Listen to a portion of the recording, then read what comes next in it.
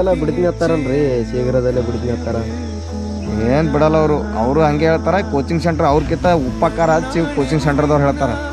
ಅವರು ಅತಿ ಶೀಘ್ರದಲ್ಲಿ ಬಿಡ್ತೀನಿ ಇಷ್ಟು ಹುದ್ದೆ ಬಂದಿರ್ತಾರೆ. ಇವ್ರು ಇಲ್ಲ ಮುಂದಿನ ತಿಂಗಳು ಗ್ಯಾರಂಟಿ ಬಿಡ್ತಾರೆ ಅವರು, ನೀವು ಓದ್ರಿ ಅಂತೇಳಿ ಹಿಂಗೆ ತಲೆ ಒಣ ಮೋಟಿವೇಶನ್ ಮಾಡಿ ಮಾಡಿ ಮಾಡಿ ಮಾಡಿ ತಲೆ ಮಟ್ಟ ಆಗ್ಬಿಟ್ಟದದು. ಕೇಳಂಗಿಲ್ಲ ಅವೆಲ್ಲ. ಈಗ ಮತ್ತು ಒಂದಿಷ್ಟು ಮಂದಿ ಸ್ಟ್ರೈಕ್ ಮಾಡತ್ತಾರಲ್ರಿ. ಸ್ಟ್ರೈಕ್ ಮಾಡೋದು, ನಾವು ಸ್ಟ್ರೈಕ್ ಮಾಡಬೇಕು, ಅದೆಲ್ಲ ನಾವು ಸ್ಟ್ರೈಕಿಗೆ ಹೋಗ್ಬೇಕು ಮಾಡತ್ತಾರ. ಧಾರವಾಡದಾಗ ಕಾಂತ್ ಸರ್ ಅಂತೇಳಿ ಒಬ್ರು ಹೋರಾಡ್ಲತ್ತಾರ, ಅವ್ರು ಒಬ್ಬರೇ ಕಾಣತ್ತಾರ.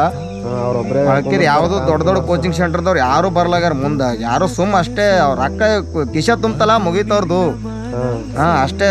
ಅವ್ರಿಗೇನು ಮೋಟಿವೇಶನ್ ಸ್ಟೂಡೆಂಟ್ಗಳಿಗೆ ಹಿಡ್ಕೊಳ್ಳೋದು ಅಷ್ಟೇ. ಸ್ಟೂಡೆಂಟ್ಗಳಿಗೆ ಹಿಡ್ಕೋಬೇಕಪ್ಪ ಅಂದ್ರೆ ಏನು ಮಾಡ್ತಾರೆ, ಮೋಟಿವೇಶನ್ ಮಾಡ್ತಾರೆ. ಇಲ್ಲಿಕಂದ್ರೆ ಅವ್ರಿಗೆ ದೊಡ್ಡ ಅಧಿಕಾರಿಗಳಿಗೆ ಕೋಚಿಂಗ್ ಸೆಂಟರ್ ಕರ್ಸ್ಕೆ ಒಂದಿನ ಕಾರ್ಯಾಗಾರ ಮಾಡ್ತಾರ.